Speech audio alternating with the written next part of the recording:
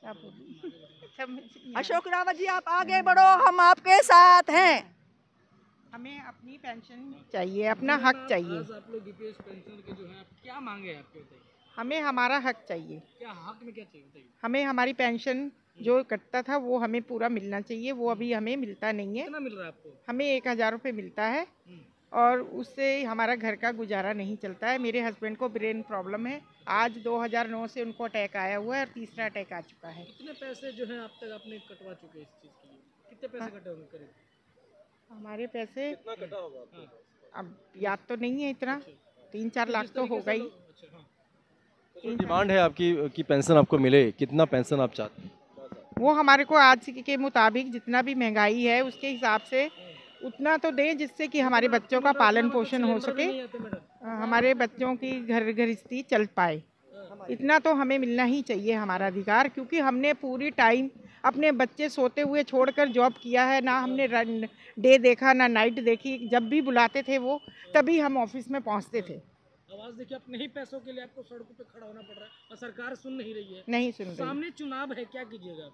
हम वोट नहीं देंगे उनको जब तक हमारे अधिकार पूरे नहीं करेंगे। अशोक रावत जी पे भरोसा है आपको? हाँ जी, हम जब रोड पे खड़े हैं तो हमें अधिकार अपना ही मिलना ही चाहिए और हम लेकर ही रहेंगे।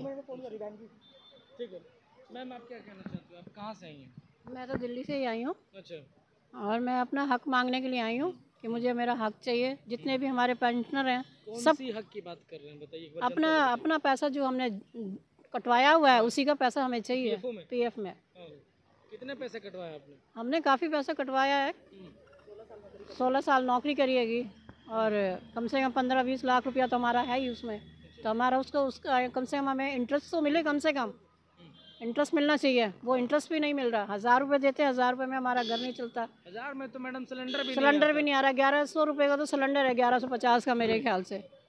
तो हम कहाँ से खाएंगे और कहाँ से अपने बच्चों को पढ़ाएंगे और कहाँ से अपने घर की दवाई दारू लेंगे, कुछ करेंगे। ये अशोक रावत जी जो आप लोगों के साथ में अगुवाई कर रहे हैं, क्या विश्वास है कि हमें 100% विश्वास है कि अशोक रावत जी हमारा साथ देंगे और हमें हमारा हक जरूर दिलवा के देंगे।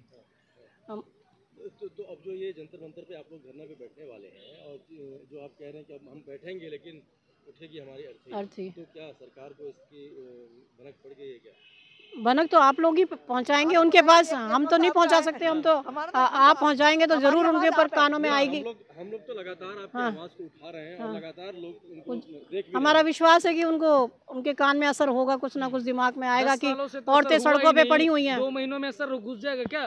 बिल्कुल पड़ेगा। हमारा विश्वास है कि वो औरतों की सुनेंगे कि औरतें भी सड़कों पे आई हुई हैं।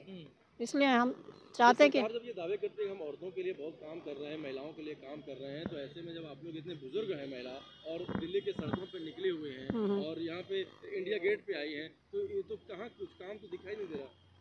अभी मोदी जी के कान में भी पहुंचा नहीं है। अगर पहुंच जाएगा तो वो ज़रूर सुनेंगे हमारी और वो हमारा हक का पैसा हमें ज़रूर देंगे। बस सरकार को सुनना भी चाहिए और शायद मैं तो ये चाहती हूँ कि जो मेरे ये जो बच्चे हैं ना, न्यू जनरेशन जो है, आप लोग ये हमारी बात आगे पहुँचाएंगे। हम लोग तो मैम दिखाई रहे, लेकिन क्या जो बड़ी मीडिया है वो आपकी आवाज़ उठा रही है क्या? नहीं, वो अगर उठाती तो पता नहीं कब का हो जाता। वो क्यों नहीं उठा रही है? वो तो आज तक वाले और कल तक वाले कोई भी नहीं आया।